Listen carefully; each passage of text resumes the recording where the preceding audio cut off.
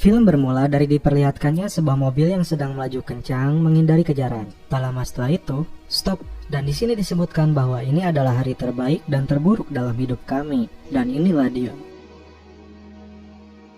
Cerita diawali dengan seorang kurir narkoba yang bernama Lucas dan ia masih berumur 14 tahun. Dan ia menggunakan sepedanya menceritakan sisi lain Washington. Dan ternyata para imigran di sana bertahan hidup dengan kebanyakan menjadi anggota geng dan menjual narkoba. Di sini Lucas menjelaskan jalur peredaran narkoba dari mulai kurir seperti dia, kemudian naik kepada kolektor, dari kolektor lanjut lagi ke prajurit, dari prajurit kemudian kepada jester atau tangan kanannya, dan puncaknya adalah Big Boss yang bernama Rincon. Lucas di sini seperti mempunyai akses VIP karena dia dapat langsung berhubungan dengan Big Boss, namun sangat dibenci jester yang jadi tangan kanannya. Kemudian terlihat ada seseorang yang sedang diseret motor dan menjerit kesakitan. Ternyata dia adalah anak buahnya Rincon yang telah berkhianat dan hukumannya seperti ini. Ngeri guys. Ternyata Lucas punya pembeli yang berbeda yang memintanya untuk keluar dari geng. Dia adalah Daniel, seorang veteran perang Afghanistan yang kita lihat di awal film. Daniel yang ternyata bisu menggunakan HP-nya dan meminta Lucas untuk meninggalkan gangster dan menyuruhnya untuk melanjutkan sekolah.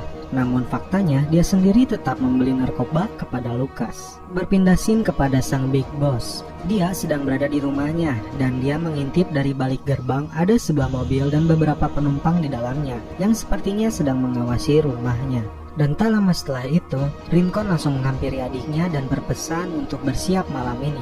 Kembali ke Lucas, dia sedang berkeliling menagih uang termasuk kepada bapak tua penjual buah-buahan. Karena keadaan ekonomi, si bapak tua itu kembali meminta waktu untuk membayar hutangnya karena istrinya sedang sakit parah.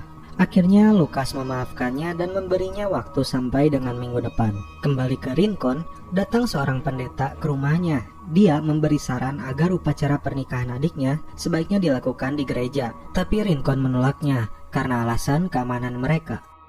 Lucas yang sedang bertemu dengan para kurir narkoba mendapati adiknya di sana dan bersemangat bilang padanya ingin menjadi kurir narkoba seperti kakaknya. Tentu saja ini membuat Lucas marah dan menggusur adiknya ke sekolah untuk belajar. Daniel yang sedang berjalan bersama seorang wanita beserta anaknya kemudian membeli sarapan telur mata kuda. Karena melamun, dia diprotes oleh beberapa orang gangster yang ada di belakangnya. Karena teguran dari anggota gangster itu terlalu berlebihan, hampir saja membuatnya marah. Karena kesabarannya, dia tak terpancing untuk membalas teguran mereka. Dan kemudian dia pergi ke sebuah gang dan dia bermaksud untuk meminum obat yang dibelinya dari Lucas. Ternyata obat itu adalah obat penenang dan sekaligus untuk mengobati rasa sakit kepalanya karena trauma dengan kejadian perang di Afghanistan pada saat itu. Tak lama setelah itu, dua gangster yang hendak merampas obat tersebut telah dipukul karena keahlian militernya semenjak dahulu. Di rumahnya Rincon telah kedatangan calon suami adiknya yang bernama Thomas, lalu mengajak mereka masuk ke sebuah ruangan untuk berbincang. Thomas dan keluarganya begitu tegang karena ya kita tahu bagaimana kejamnya Rincon. Ini yang akan menjadi bagian keluarganya ternyata. Sampai di rumah bandar narkoba Rincon, Lucas lalu menyerahkan hasil tagihannya kepada Rincon. Rincon yang sangat menyukai Lucas karena kecerdasannya menjadi kurir membuatnya mendapat tempat khusus dan sudah seperti dianggap keluarga sendiri oleh Rincon. Di sini terungkap, Lucas mempunyai kakak yang terbunuh di luar sana karena berusaha menghindarkan narkoba dari Lucas. Rincon pun bercerita bahwa dia sangat menyayangi adik satu-satunya yang disabilitas dan menjalani kehidupan keras ini karena kedua orang tuanya sudah tewas. Lucas pun diberi perintah kembali untuk mengantarkan 2 paket narkoba khusus ke seseorang dekat pom bensin, lalu menyuruhnya kembali. Kemudian datang Jester yang menjadi tangan kanan Rincon, sekaligus yang sangat iri kepada Lucas. Kenapa bukan aku yang mengirim paket itu, kata Jester. Rincon pun menjawab, kau tahu mobil di seberang yang selalu mengawasi kita itu adalah FBI? Karena itu aku menyuruh Lucas untuk mengantarkannya. Lucas mendapati adiknya sedang dalam tahap inisiasi, artinya penggemblengan untuk menjadi kurir, dan itu berarti dia harus dipukuli oleh para gangster. Lucas yang tak terima berusaha menolongnya tapi tak bisa. Setelah selesai memukuli, lalu dia membawa adiknya dengan beralasan disuruh Rincon membawa adiknya. Karena perlakuan Jester dan anak buahnya, Lucas pun memutuskan untuk membawa adiknya Miguel keluar dari kota tersebut. Sebelum berangkat, dia mampir dulu ke rumahnya untuk mengambil pistol dan ternyata dari foto terlihat kakaknya marinir. Lalu menemukan surat bahwa adiknya diterima di sekolah baseball. Keluar dari rumahnya, ternyata satu paket hilang. Dan tak lama, Jester dan anak buahnya sampai mereka pun diseret untuk menemui Rincon. Di tengah jalan, Lucas dan adiknya berhasil meloloskan diri dan bertemu Daniel yang kebetulan ada di dalam mobil. Aksi kejar-kejaran dan tembak-tembakan pun terjadi. Hampir saja mereka tertembak oleh 2 orang anggota gangster. Namun naasnya, anjing mendiang kakaknya tertembak. Di rumah, Rincon dan keluarganya sedang sibuk menggelar pernikahan adiknya. Dan berusaha menghindari kejaran gangster, akhirnya Daniel dapat melumpuhkannya. Diperlihatkan satu paket yang dibawa Lucas tertinggal dalam mobil dan terbakar, sedangkan mereka harus segera meninggalkan kota tersebut.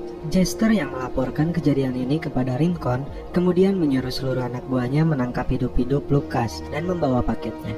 Di sini Lucas sadar bahwa paketnya tertinggal satu dan berada di rumahnya. Dia berniat kembali ke rumahnya, namun Daniel melarang agar segera pergi meninggalkan kota ini selagi ada kesempatan. Di sisi lain, Rincon didatangi Spider penguasa wilayah lain yang menunggu paketnya dan tak pernah datang. Isinya ternyata sejumlah uang yang sangat besar. Lucas bersama adiknya kembali ke rumahnya dan menemukan paket tersebut, namun ternyata si gendut dan Jester ada di sana menyebabnya. Mereka pun akhirnya dibawa ke rumah Rincon. Daniel yang pulang ke bengkelnya mendapati ayah ceweknya dihajar para gangster. Akhirnya dia dengan membawa golok naga, dia berniat menyelamatkan anak-anak itu. Hampir sampai di rumah Rincon, 2 gangster mencegatnya, dan di sini Daniel hampir saja terbunuh.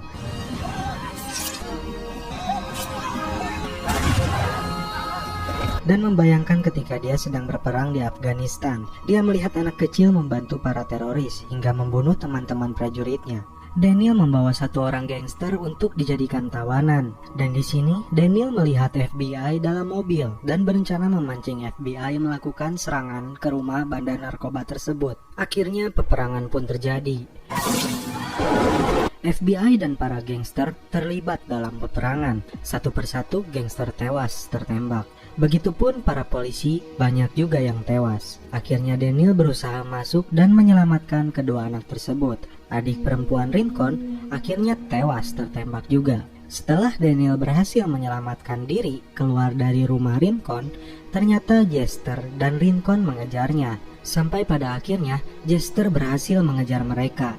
Jester pun menodongkan senjata ke arah mereka, dan akhirnya Rincon pun datang. Rincon yang sudah menganggap Lucas sebagai anaknya sendiri, dia tidak menyangka bahwa Lucas melakukan hal yang membuatnya kecewa. Rincon yang berniat membunuh Lucas atau adiknya, di hati kecilnya Rincon berkata lain, yang ada malah Lucas disuruh pergi. Namun di sini Jester masih saja iri kepada Lucas, dan dia kecewa kepada Rincon.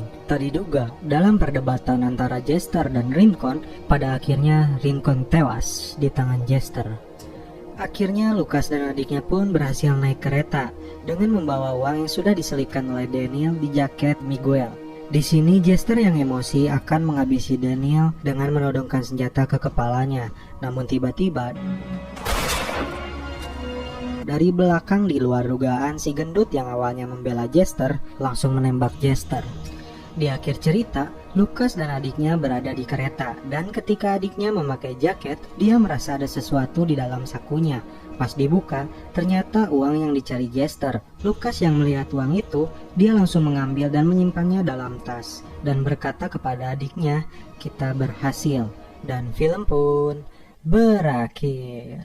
Oke guys, bagaimana menurut kalian alur cerita film Wi Dayong ini? Menurut saya yang menariknya di sini, Van Damme bukanlah pahlawan tradisional, tetapi seorang lelaki yang hancur, nyaris tidak bisa bertahan hidup, terinspirasi untuk berdiri di antara geng-geng jalanan yang mengendalikan ibu kota Amerika dan jiwa-jiwa muda yang terancam oleh kekerasan. Film ini tidak akan meledakkan pikiran dengan menawarkan pengejaran dan intimidasi, tetapi sang sutradara mempertahankan bahaya yang dapat dipercaya saat memeriksa perjuangan perkotaan untuk bertahan hidup.